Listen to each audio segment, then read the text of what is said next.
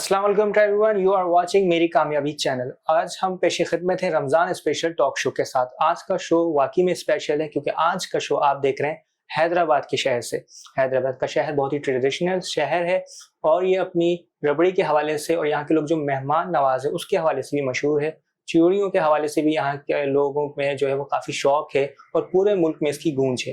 आज हम जिस शख्सियत का इंटरव्यू करने जा रहे हैं वो बहुत ही डायनेमिक पर्सनैलिटी के मालिक हैं। इनको आर्किटेक्ट की फील्ड में काफ़ी महारत हासिल है, इसके साथ डिज़ाइन की फील्ड के अंदर भी बहुत महारत हासिल है।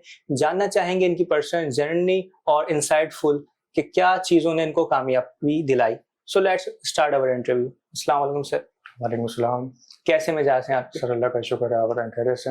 अल्हम्दुलिल्लाह सर, आपका बहुत शुक्रिया कि आपने अपना कीमती वक्त हमारे स्पेशल एपिसोड के लिए निकाला और इट्स आली honour for me and for my entire team. Sir जज़ाकल्लाह। सर मुझे बताइएगा रमज़ान के हवाले से क्या रूटीन है, क्या मामलात हैं और रमज़ान ने किस तरह इंसान की सेहत पर असर डालता है? रमज़ान के हवाले से हमारी रूटीन ये है कि जो ऑफिस टाइमिंग होती है हमारी 9 to 6 हो जाती है। बाकी उसके बाद ऑफ रहता है क्योंकि तरावी हमारी चल रही होती है, क्योंकि हमारी इबादत का टाइम शुरू हो जाता है।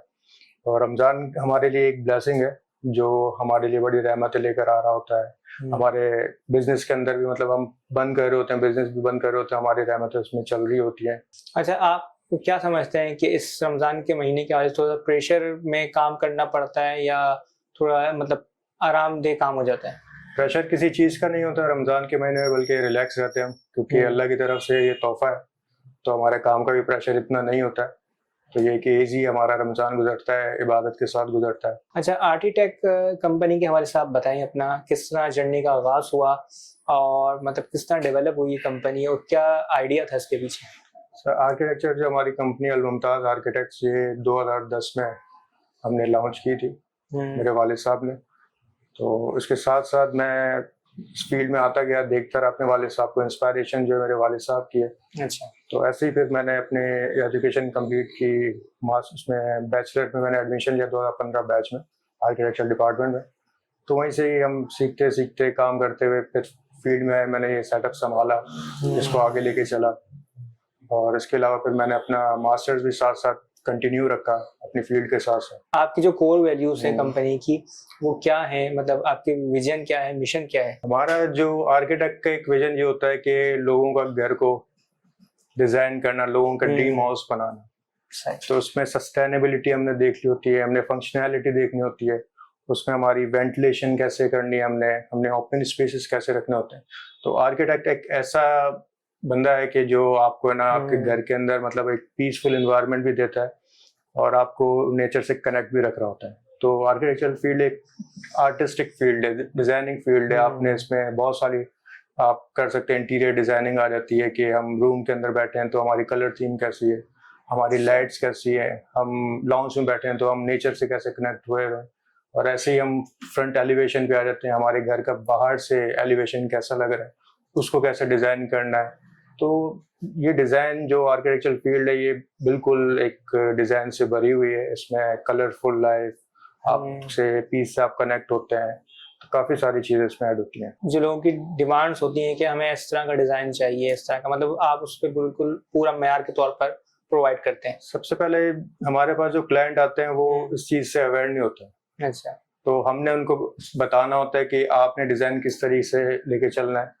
अब क्लाइंट आके हमें बोलता है कि हमें इस तरीके से आप बना के दे दें। अब क्लाइंट को नहीं पता कि ओरिएंटेशन क्या चीज है, क्रॉस वेंटिलेशन क्या चीज होती है, नेचर से कनेक्ट कैसे होना है। तो हमने उसकी काउंसलिंग करनी होती है, हमने उसको बताना होता है कि आपने इस तरीके से प्लानिंग करेंगे तो आपके नेचर से भी कनेक्ट रहेंगे, आपकी ओरिएंटेशन वेंटिलेशन भी प्रॉपर इसके अंदर आपके घर के अंदर रहेगी।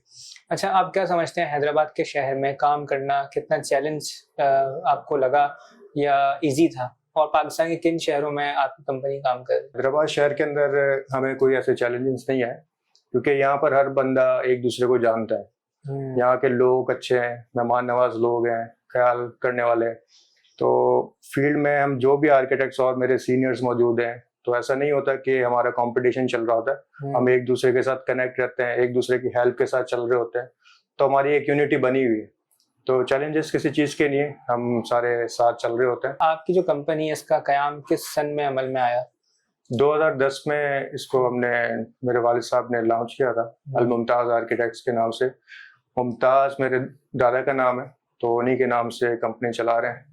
तो फिर मैं भी इस फील्ड में आ गया था, तो फिर इसी लेगेसी को मैंने कंटिन्यू रखा कि मेरे दादा का भी नाम चलता रहे और इस फील्ड को मैं आगे लेके जाऊँ, अपने नाम को आगे लेके जाऊँ, पहचान बनाऊँ और अपनी आर्किटेक्चर जो लाइफ है इसमें एक मजीद आगे स्टेप लेता है। ये एक तरीके से आपका ट्रेडिशनल काम हो गया, यानी कि आपका खानदानी काम। जी हाँ, उस लिहाज से। जी हाँ। अच्छा, आप क्या समझते हैं, जैसे हमारे यहाँ और भी कंपनीज काम कर रही हैं, तो आपकी कंपनी में और अदर्स कंपनी में क्या डिफरेंशिएट है जिसको आप पॉइंट आउट करना चाहेंगे? हमारे जो यंगस्टर हैं, बैचलर जो कर रहे हैं यूनिवर्सिटी में, तो हम उनको इंटर्नशिप करवाते हैं कि फील्ड में आने से पहले उनके पास एक ग्रिप हो, काम कैसे हो रहा है, फील्ड वर्क कैसे हो रहा है।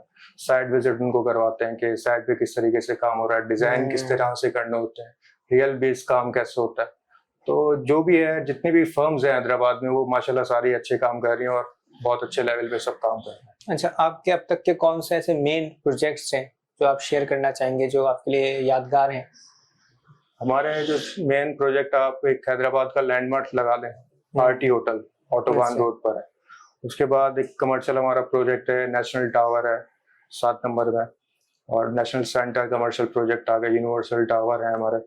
तो उसके बाद रेजिडेंशियल हमारी बिल्डिंग है, रेजिडेंशियल हमारे प्रोजेक्ट हैं 500 गज के, 1000 गज के।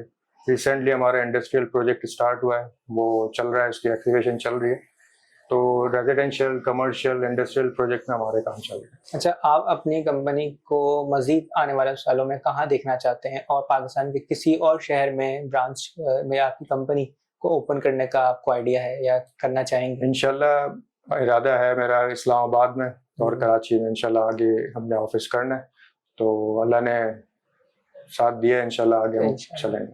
अच्छा, जो इस फील्ड के अंदर आना चाहते हैं, एंटरप्रेन्योर्स हैं, वो किस तरह इस फील्ड को ज्वाइन करना चाहते हैं और क्या सीखें वो इस फील्ड से तो अपने आप को बेटर बना सकें? इस फील्ड में आने के लिए सबसे पहले तो इंटरेस्ट होना चाहिए कि आप एक आर्टिस्टिक फील्ड में आ रहे हैं, आपको पता हो कि आपका इंटरेस्ट एक आर्ट यूनिवर्सिटी में है या नहीं है। अगर आप वैसे ही आ जाते हैं तो उसमें कोई फायदा नहीं है बिना इंटरेस्ट के। इस फील्ड में आने के लिए इंटरेस्ट होना जरूरी है कि आपने कलर्स, थीम, आपकी स्केचिंग हो गई, आपके डिजाइन कॉन्सेप्ट हो गए। सबसे पहले हम जब इस फील्ड में नहीं था मैं, तो हम ट्रैवल कर रहे होते थे, तो उसमें हम घरों को भी देखते थे कि उसमें आर्किटेक्चरल पॉइंट ऑफ व्यू से नहीं देखते थे। जब आर्किटेक्चर यूनिवर्सिटी में गए, एजुकेशन चल रही थी, जब हम चल रहे होते थे, पॉइंट में जा रहे हैं, यूनिवर्सिटी में जा रहे हैं या साथ ट्रैवल कर रहे होते थे, तो हर बिल्डिंग को आर्किटेक्चर परस्पेक्टिव से हम लोग देख रहे होते थे कि यार इसके डिजाइन कैसा है, एलिवेशन कैसी है। तो उसके बाद जब आप फील्ड में आ जाते हैं, आपका कॉन्सेप्ट एक चेंज हो जाता है। आप चीजों को उस नजर से नहीं देखते कि एक आर्टिस्ट के नजर से देख रहे होते हैं। अच्छा सर, मुझे ये बताएगा, जो बिजनेस है इसके अंदर हलाल अर्निंग की क्या इम्पोर्टेंस है काम के हवाले से? क्योंकि जाहिर सी बात है, कोई भी फील्ड हो, कोई भी बिजनेस हो जो आप कर रहे हैं, तो आप उसके एक तरीके से हेड होते हैं, सब चीजें देख रहे होते हैं, तो कमी बेशी आप करना चाहें तो कर सकते हैं। तो उसको आप किस नजर से देखते हैं? बिजनेस के अंदर जो हलाल अर्निंग है, आप बिजनेस ले लें या कोई भी काम ले लें, जॉब ले लें, किसी भी तरह का काम ले लें, उसमें एक हलाल कमाई बहुत जरूरी है, मैटर करती है। तो बिजनेस भी है कि आप इसमें गलत तरीके से भी पैसा कमा सकते हैं और हलाल तरीके से भी कमा सकते हैं। कंस्ट्रक्शन फील्ड एक ऐसी फील्ड है, इसमें गलत तरीके से भी आप बहुत पैसा बना सकते हैं, लेकिन हलाल तरीके से भी आप अच्छा पैसा बना सकते हैं। तो इसके अंदर ये कि हमने बिजनेस के अंदर भी बहुत सारी चीजें, मटेरियल्स होते हैं, उसके अंदर आप कर सकते हैं। मालिक को नहीं पता होता, क्लाइंट को नहीं पता होता कि आप क्या मटेरियल लगा रहे हैं, क्या स्टील यूज कर रहे हैं, क्या आप सीमेंट यूज कर रहे हैं। एक तरीके से वो ब्लाइंड जी हाँ। तो हमारे हाथ में होती हैं चीजें। अब हम उनको बताते हैं कि हम ये स्टील लगाते हैं, उसको थोड़ी पता है कि वो किस तरीके से, तो उधर से हम पैसे बचा सकते हैं। लेकिन जो हमारी एक कमिटमेंट हुई है कि हम ये 10 लाख वाली चीज लगाएंगे, तो फिर वो 10 लाख वाली ही चीज लगाएं, ना कि 5 लाख वाली। तो इसमें भी ये कि बिजनेस के अंदर आपके पास बहुत सारे चांसेस होते हैं कि आप आराम जरिए से कमाते हैं या हलाल जरिए से कमाते हैं। तो हलाल जरिए से कमाया जाए तो ये ज्यादा बेहतर है, इसमें बरकत भी है और आगे हमारी जो आखिरत है वो भी संवर जाती है। बिल्कुल ऐसे ही, यानी कि दुनिया और आखिरत में जो फलाह का रास्ता है, वो जो हलाल कमाई उसी के अंदर। बिल्कुल उसी में। आप झूठ बोलकर यहाँ बच जाएंगे, लेकिन आपको आखिरत में सवाल होगा, जवाब देना पड़ेगा। क्योंकि इसी वजह से मैं एक और चीज शेयर करना चाहूँ कि बहुत सी बिल्डिंग्स ऐसी हैं, और मतलब कराची शहर को ले लें, किसी पाकिस्तान का शहर है, वहाँ पे कोलैप्स हो जाते हैं या वो प्रॉपर बन नहीं पाती, कुछ ना कुछ मसले मसाइल होते हैं, ऐसे देखने में आए। तो उसके पीछे शायद यही राज हो। बिल्कुल ऐसा। अच्छा, रमजान के महीने के हवाले से आप क्या मैसेज देना चाहेंगे हमारे ऑडियंस को कि जो रमज़ान का महीना है हमें उसको किस तरह गुजारना चाहिए और उसको हमारे अपने पूरे साल किस तरह कंटिन्यू करें, क्योंकि हमेशा से यही होता है कि रमज़ान में तो हम बहुत अच्छे मुसलमान होते हैं, उसके बाद थोड़े मसले मसाइल पेश आ जाते हैं। मेरा मैसेज यही है कि सबको रमज़ान के अंदर कि आप अल्लाह से बहुत ज़्यादा कनेक्ट हो जाएं, रोज़े रखें, तरावी पढ़ें, नमाज पढ़ें, इबादत करें। और ये एक ऐसा महीना है जिसमें इंसान है ना बिल्कुल ज़ीरो हो जाता है, एक नए तरीके से समझे पैदा हो गया। तो हमें चाहिए कि कंटिन्यू रखें हम यही सिलसिला, हमारे इबादत का, हमारी नमाज़ों का, हमारे अच्छे अमाल का, हलाल अर्निंग भी हो, हराम से बचें। तो हमें इसी तरीके से मतलब हमारी इबादतें कंटिन्यू रखनी चाहिए। बहुत शुक्रिया सर आपका, बिल्कुल आपने दुरुस्त फरमाया कि नाजरीन आपने जो है रमज़ान का महीना वो इबादत के साथ और अल्लाह के ज़िक्र के साथ गुजारना है ताकि हम इससे कुछ सीख सकें और दूसरों का भला कर सकें। रमज़ान हमें बर्दाश्त का महीना है, तो हमें वो बर्दाश्त सिखाता है। सिर्फ भूख प्यास का नाम रोज़ा नहीं है, बल्कि दूसरों का ख्याल रखना भी रोज़ा का नाम है। तो मिलते हैं आपसे फिर किसी नेक्स्ट एपिसोड में अपने किसी नए मेहमान के साथ। तब तक रखिएगा अपना ख्याल और बहुत शुक्रिया सर आपका एक बार फिर से वंस अगेन। और हैदराबाद आपका बहुत शुक्रिया, बहुत मेहमान नवाज लोग थे। यहाँ का जो विजिट है हमारा बहुत यादगार रहा। अल्लाह निगहबान।